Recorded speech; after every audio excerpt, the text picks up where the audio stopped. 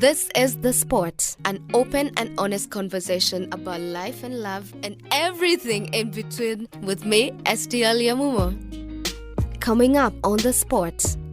So 2018 was the year when I got diagnosed with my first chronic illness, which was rheumatoid arthritis. So I was like, oh my God, I'm gonna lose this boyfriend of mine because how are we going to enjoy sex ever again? So there were a lot of emotions, I felt disappointed with my body. Small things changed that I never thought about before I was sick, like shopping. I can't shop all at once. I shop small items because I can't walk for more than 10 continuous minutes because my back will start hurting. I don't remember ever not being in pain. So I do miss that from time to time.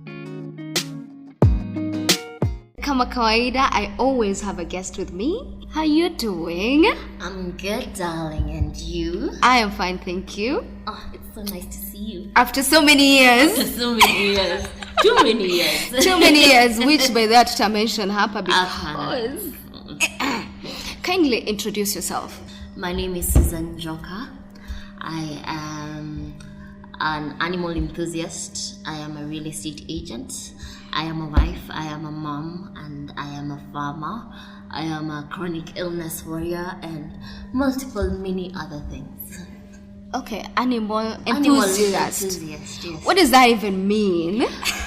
My husband normally says when we watch movies, I feel for the animal more than I feel for the people. Like people will die and I feel nothing. And then I'll see an animal and I go like, woo. I think the fact that we were put in this world to take care of the property that God gave us, and we've really failed on that. From having small children kicking cats and dogs, it's just silly. So we need more people to bring back that importance of taking care of the animal life, be it wildlife or domestic, that we have. You have so many titles to you. Yeah. I also like to touch about the farming. What do you farm? I love farming too. I'm a farmer as well. Fantastic. Yeah. So my main core is pig farming. Yes. Pig is big right now. Yes, pig is big right now, but for me, it's just because I just fell in love with them. They're the cutest little things, and they have a personality you would... By the way, seriously, pigs have a personality. My pig, you should see it. It waits for me. I come, it lies down, it waits for me to pet it. We have, as in, you pet it, it fingers its eyes, and that's grand. I need to come and see those pigs because when you talk about pigs and cuteness in one sentence, it just doesn't marry, it doesn't make sense in my head. But I'll need to see them, the kind of pigs that you pet. You're welcome. Anytime. I'll send you a few videos, by the way. Yeah, if you check out my Instagram on weekends when I go to the farm, I do post myself with my pigs and I pet them. They have snacks. Like they will know when I'm walking in. They know me by my scent. Wow. Yeah. Okay, very interesting. That explains more why you're an animal enthusiast. Yes, it does. So growing up, what was your biggest fear? Failure. I know it's something that we're not supposed to have as kids, but I grew up in the era where if you don't perform, it's a problem. I remember a time, it's so funny now, but back then it wasn't. I became number 4. Wow. In our class. That was in primary, high school? Primary. I was in, I think, class 5 or 6. And then I came home, I gave her the report card, and then my dad was like, you moved from number 1 to number 4. So what we're going to do is, he gave me a ripe pawpaw, and then a butter knife, and a towel, and then to go fend for yourself now. Mr. Njoka himself. Mr. Njoka himself. I remember I was so terrified. So for me, a fear of failure has been my biggest fear. But now I'm embracing failure as a learning opportunity rather than as you have failed. Okay. Talk to us about how life was before 2018 and how life changed after 2018. So 2018 was the year when I got diagnosed with my first chronic illness, which was rheumatoid arthritis. So before that, I was happy-go-lucky. You don't really notice the things your body does until your body stops doing them. For example, small things changed that I never thought about before I was sick, like shopping. I can't shop all at once. Me, I shop small items because I can't walk for more than 10 continuous minutes because my back will start hurting. Okay. So small things like that, or sometimes my feet will just decide to swell up. So I'll need to stop at the disabled parking. And all these people who are not disabled, who park at the disabled parking, never used to disturb me before then. But now when I get your car there, I'm like, I'm in pain, I need that parking, but you've taken it and you don't need it. Very small things changed that were big. But for me, what changed the most was I never used to be in pain. I don't remember that feeling. I don't remember ever not being in pain. So I do miss that from time to time. Are you in pain right now? I'm always in pain. Right now, what are you experiencing? My neck is hurting, my head is pounding, I feel pressure on my nose, my lower back is hurting, and my left hip. So sorry about that. It's okay. So that was your first condition in 2018. Yes. And then what happened after that? 2019, I was diagnosed with fibromyalgia and spondylosis, and then chondromalacia patella of my knee. And then just this year I was diagnosed with acute headache syndrome, whatever that is. I'm still learning. Raynaud's, because the palms of my hands and the pads of my feet get blue sometimes because the vessels get thin, so the blood doesn't get all the way to the tips of my toes. So that's called Raynaud's. And then chondritis. Oh my Jesus. Even that one, I'm not sure I pronounced that word correctly, but it's where your ribs inflame. The protection in between your ribs, that cartilage, Okay. it swells up. That one is horrible. You don't want to get that. That one puts me down. But I've learned to live with it, and I've learned my triggers, or rather, I'm still in the process of learning my triggers. Now I find myself, I'm working 5 days a week, which was practically impossible in 2018. I'm actually meeting my friends. At some point, I'd even lost all my friends because I just couldn't meet you. You'd say, let's meet up today, and then tomorrow, I just can't. Today when we are planning, I'm okay, and I'm like, yeah, I'll meet you tomorrow. But tomorrow I just can't, and it happens. Like it happened just with you. Yeah. So some people don't understand that. I believe there's nothing I can't do. Okay. So long as I put my mind to it and I look for different amendments. But mostly how my day turns out is 3 times a week I'll wake up in the morning. I do a walk from 5:30 to 6. I'm trying to do 5 kilometers 3 days a week. I have done 5 days a week from time to time. But then my day will end at about 2-3 o'clock because my body can't take the full day of being active. So I've learned to give it my max. When my body starts hurting, I know stop, go home, and just rest. And I had to learn to not feel guilty for resting. We really feel that, or rather, me personally, I really felt that guilt of I'm not contributing to my family. I'm taking all the finances for my family. Everything is being spent on medication. Like the other day, I was buying my medicines and I was so shocked that I'm spending about 12,000 every 2 weeks. Wow, that's a lot. Yes, but that one has reduced. There was a point we were even doing 40,000 a week. 40,000. Yes, because you needed hydrotherapy, you needed physiotherapy, I needed shots. So chronic illness comes with a lot of financial burden, and you're always feeling like you're not contributing because you can't go to work to bring in the bacon.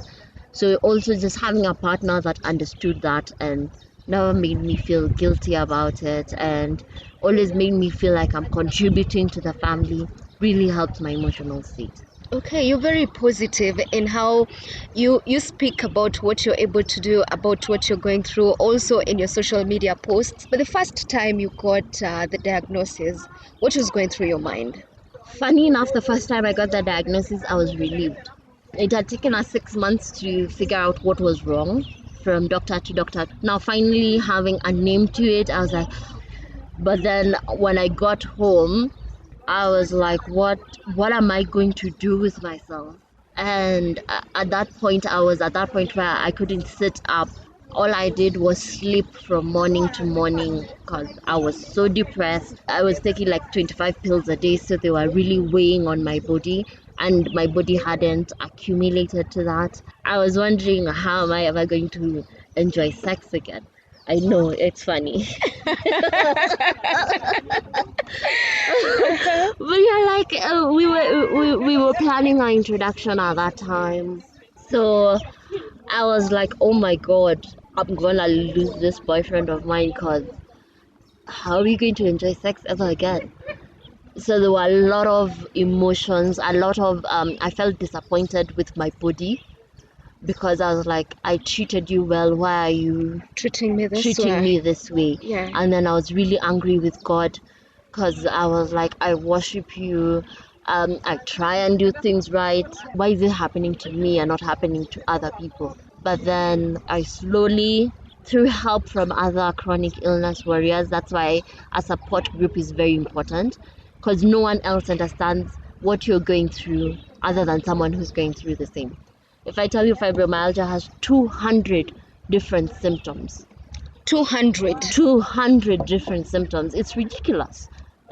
200, yes. 200. Yes, it's 200. And you'll never find two people with fibromyalgia going through the same thing.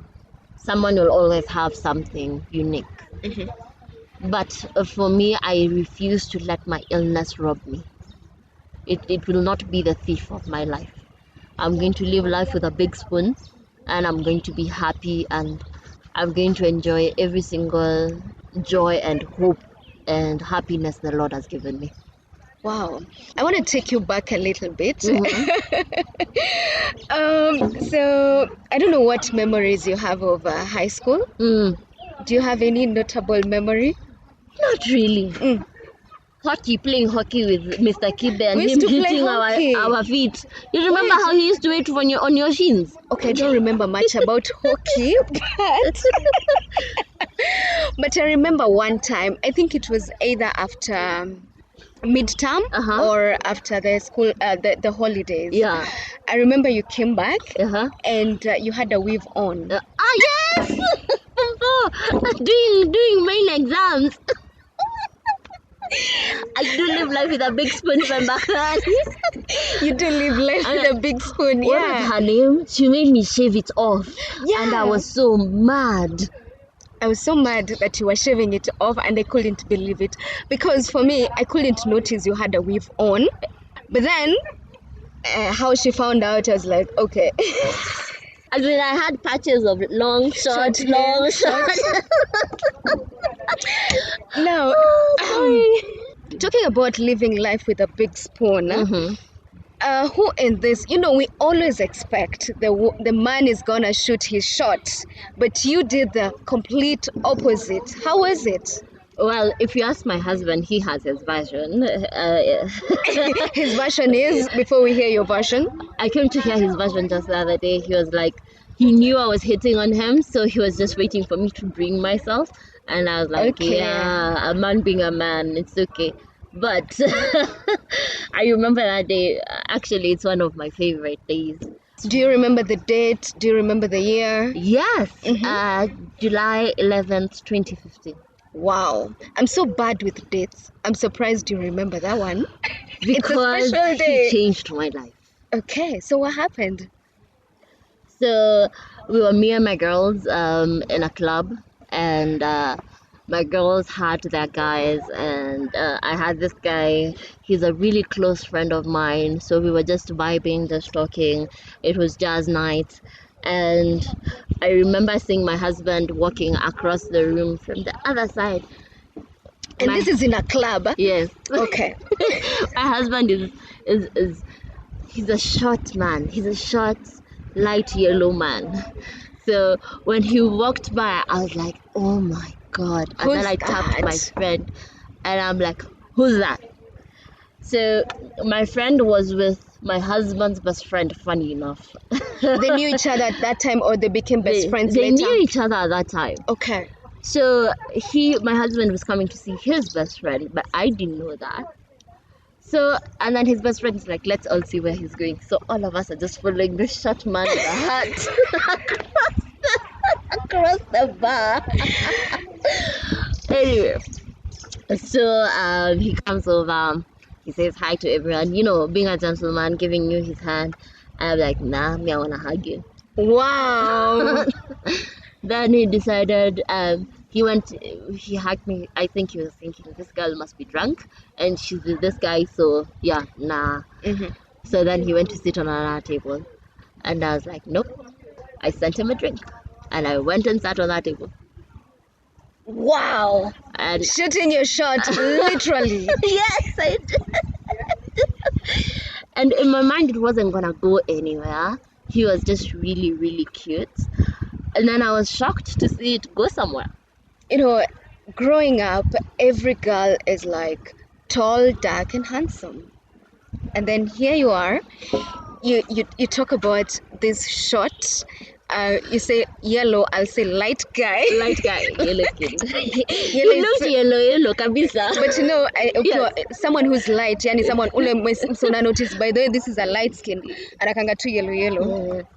So, did you always, get attracted to short guys, or No, he's what the happened? complete opposite of any other guy I've ever dated. Okay. Complete opposite. From the fact that he's an introvert, I always date extrovert. He would never have such a conversation. I don't know whether Jones would be shy or not, but anyway. He's completely, I always looked for that man who's taller than me. That person, when he hugs you, you ingia huko ndani. So I always thought I'd settle down with that. And I never thought I'd settle down with someone with kids. Okay. Yeah.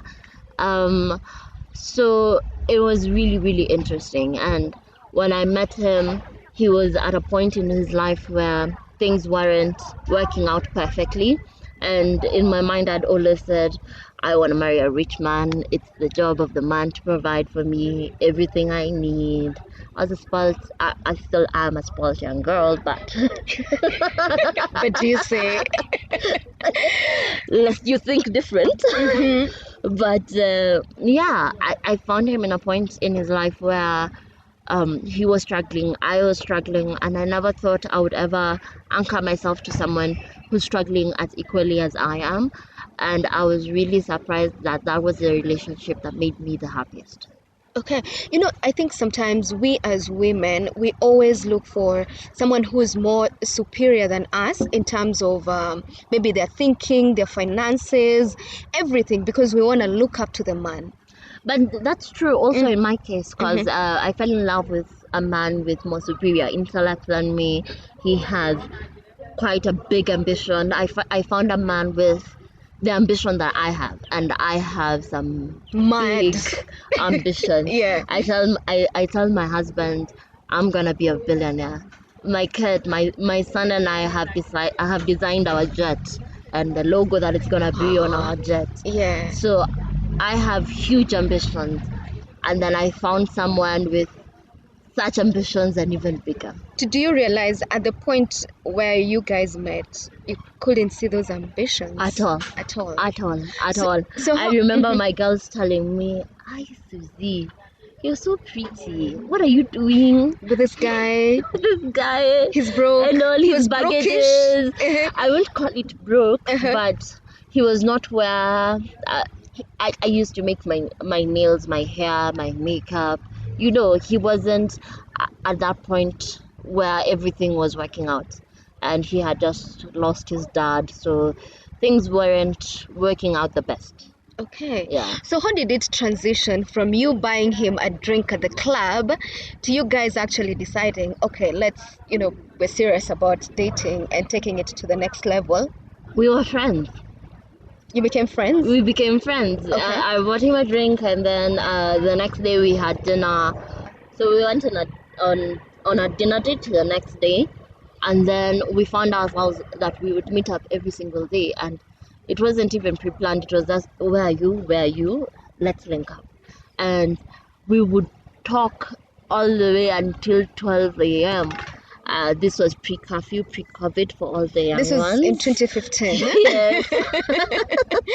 So I think for us it was a friendship over a year and a half, that then in 2017 was when now we truly solidified it and said we are dating. Okay. Yeah. So at what point did he tell you, you know what, okay, fine, I have 2 kids. Are you okay with that? Were you okay with that? 2015. 2015. And at that time, were you okay with that? I was fine, because as I told you, he was cute, and in my mind I wasn't really looking for something serious, and I never met the kids until 2017, but he would talk about them all the time, so I found myself falling in love with them even before I ever met them. Yeah. Okay, so in 2017 you decided to get serious. Were you ready? Did you foresee that this could actually lead to marriage? No. No. In my mind, again, we were trying to see if it's gonna work, and we really enjoyed each other's company. You know, I say I've worked with Jones since that 2017. We've worked and lived together for 17, 18, 19, 20, 5 years now. Okay, wait. So year. you guys decided we're seriously dating, and Yes. you started living together. Yes. Okay. Big step, big moves, eh? Because we wanted to see how I know everyone has their different opinions, and I'm a Christian girl. I know that we are supposed to do the marriage thing and then do everything else. But I've lived a life where I've seen people have really crazy men, and people turn crazy after you say I do. I don't know what a paper does. Very true. Yes, Yeah. but there's a craziness that comes in, and we just wanted to know, because he had come from a previous marriage. He needed to know that we would work, and I needed to know that we would work, that the small things in marriage would not find us arguing, because we didn't want that kind of marriage where we argue Yeah. every single day. And I can honestly say, in the 5 years I've lived with my husband, we don't argue. Wow. I cannot remember a single argument. Okay. So, what was the first meeting with your stepchildren? I first met my son first. Okay. We went for pizza, and of course at that point I'm daddy's friend. And my son is one of those really open, really, he's a kind soul. He's a kind old Aw. soul. Yeah. That's cute. It is. Yeah. So we took to each other immediately. And yes, there was a boundary where there are certain things I couldn't do and there are certain things he couldn't do. Small boundaries, but we again worked on being friends first before we worked on being family. Because we started with them calling me Auntie Susan and then their mom, and I really like that their mom is someone who we can work together, we can have a conversation, and she is really mature. She's an amazing mom. So their mom corrected it and said, Susan will be your mom at one point when you're ready, but she's Wow, not. that's very awesome. Yeah, Yeah. and she's not your auntie. So we got to that point where they called me by my full name, Susan. And then now we are at that point where we are at Susie. From time to time it will become Mom Susie. So Wow. we've grown slowly. And that's the thing with stepkids. We think because they're children they don't have emotions and personalities, but the same way you wouldn't want someone to interrupt how you saw your life going is the same way they didn't like it. Yeah. So you have to give them all the space and time that they lead. And how was it meeting your stepdaughter, your daughter? My daughter, she's the cutest, most sweetest young girl, and she's so beautiful, and she knows it. So to meet such a confident young girl was interesting. She had a lot of questions. Who are you? Why are you here? What do you want? What do you want with daddy? Where are you taking daddy? Yeah, it was a whole interview. How old was she then? So she's 8 now, so 5 years ago, 4. With all those questions, my goodness. I wouldn't know what to say. No, she wanted to know, who are you? Why are you here? Why are you with daddy all the time? What is going on? And you had to answer those questions honestly, and very sensitively.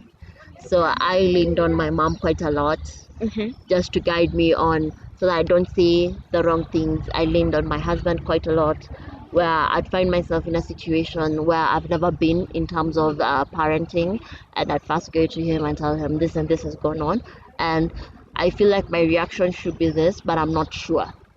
Yeah. So guidance and getting guidance as a stepmom is a big thing, and you should do it always. So in times whereby you had to ask for help in regard to how to respond to certain questions, what was your most difficult question that you were like, Yani, this one I didn't see it coming, but here it is? What are you doing with daddy? So what did you say?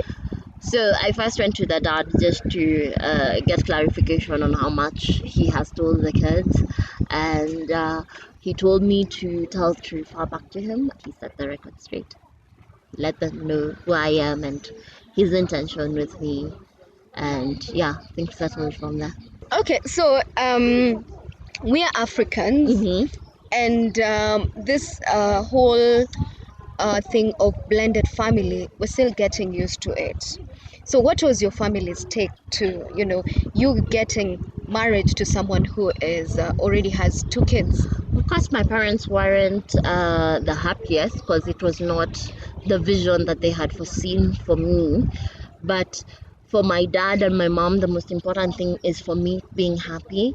And they got to interact with him the very first time in 2018 when I was unwell. And I remember after that, my dad pulling me aside and saying, a man who treats you like that is a man who is in my corner. And I just knew everything is okay now. Wow, that is so beautiful. Yeah.